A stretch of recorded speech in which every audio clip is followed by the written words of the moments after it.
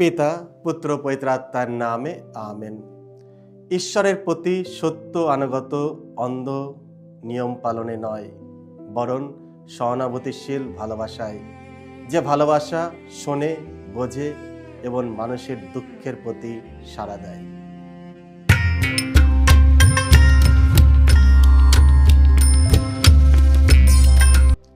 খ্রিস্ট আমার পরম প্রিয়জনেরা, আজ জানুয়ারি মাসের 20 তারিখ মঙ্গলবার, আর আজকে ডেলি মান্না ঈশ্বরের বাণী প্রতিদিন নেওয়া হয়েছে মার্ক রচিত মঙ্গল সমাচার থেকে 2 অধ্যায় 23 থেকে 28 পদ।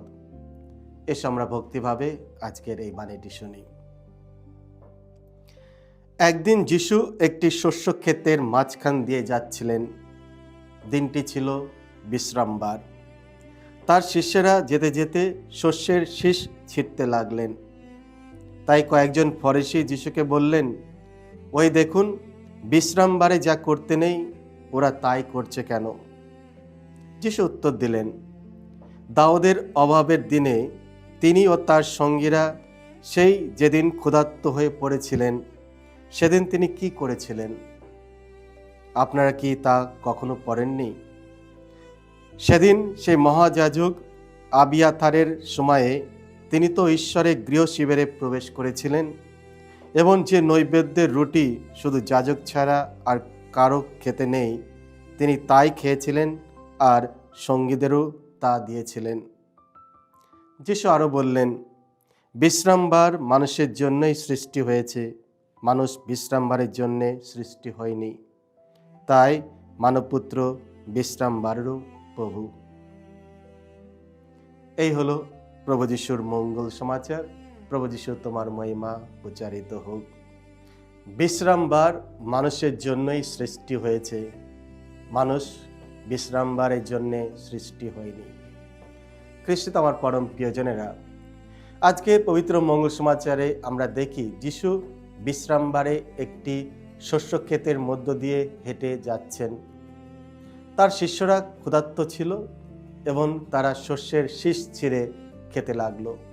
তাই দেখে সঙ্গে সঙ্গে কয়েকজন ফরিসিরা আপত্তি তোলে।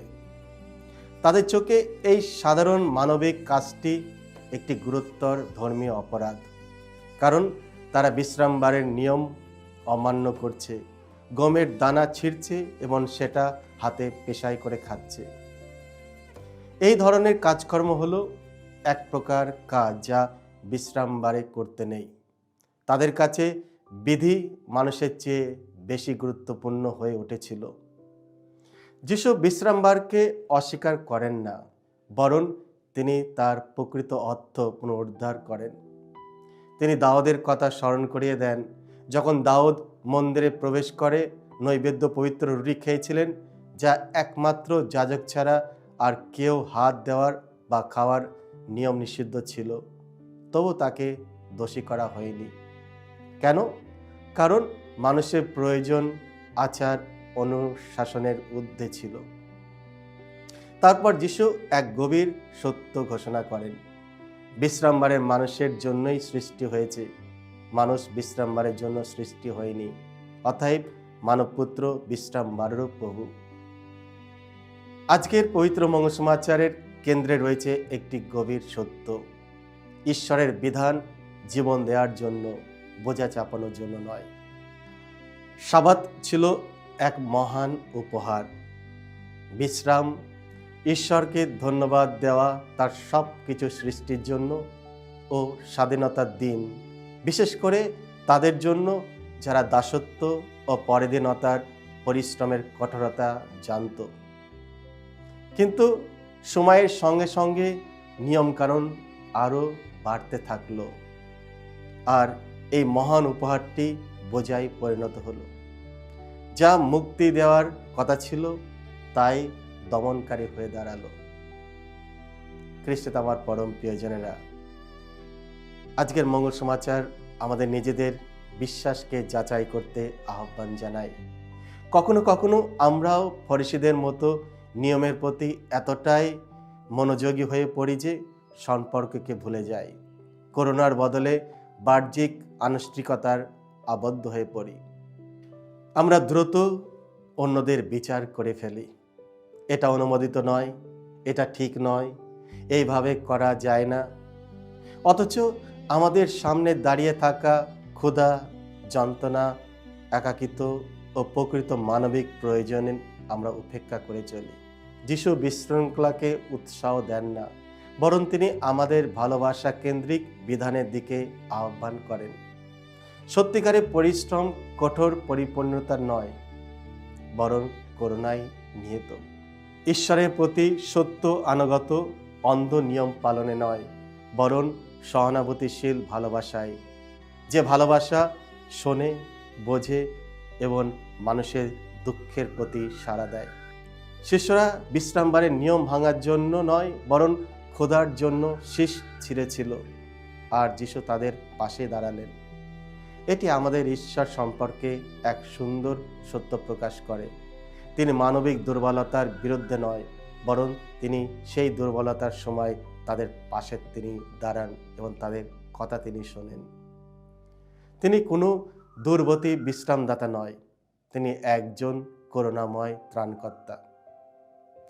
অবশেষে যখন যিশু নিজেকে সাবাতের প্রভু বলে ঘোষণা করেন, তখন তিনি ঈশ্বরের ইচ্ছার পূর্ণ ব্যাখ্যার কৃতিত্ব প্রকাশ করেন। তার মধ্যে আমরা দেখি বিশ্রাম মানে শুধু কাজ বন্ধ করা নয়, বরং জীবন পুনরুদ্ধার করা। যখনই আমরা নিন্দার বদলে করুণা, বিচারের বদলে দয়া এবং প্রতিক্রিয়ার চেয়ে মানুষকে অগ্রাধিকার দিই, তখনই আমরা সত্যিকারের অর্থে সাবাতকে এবং সাবাতের প্রভুকে সম্মান করি।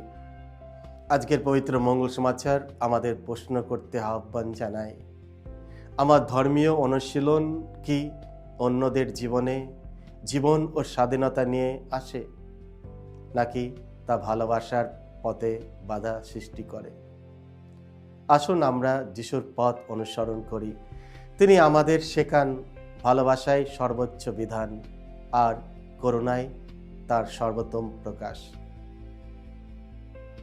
খ্রিস্টে আমার পরম প্রিয়জনেরা, আজকে প্রভু যিশু আমাদের প্রত্যেককে আহ্বান জানাচ্ছে, আমরা যেন আমাদের সাবাত, যেটা আমরা সাধারণত রবিবার হিসাবে গণনা করি, এসব আমরা তাকে সম্মান করি। এই সাবাত, এই রবিবার আমাদের কাছে সবচেয়ে পবিত্র দিন। আমরা যেন সেই পবিত্র দিনের মর্যাদা দিই। আমরা যেন প্রভু পরমেশ্বরকে প্রশংসা করি, গুণগান করি, তার সমস্ত সৃষ্টির জন্য, তার অনুগ্রহ, তার ভালোবাসার জন্য আমরা যেন তাকে সর্বদাই ধন্যবাদ দিই। তিনি আমাদের পাশে রয়েছেন, তিনি আমাদের সবসময় প্রার্থনা শোনেন, আমাদের পাশে থাকেন। এসব আমরা তার ভালোবাসার ওপর ভরসা রাখি, কারণ তিনি হচ্ছেন আমাদের প্রভু, তিনি বিশ্রামবারের প্রভু। সকলকে জয় যিশু। ঈশ্বর আপনাদের সকলকে আশীর্বাদ করুন।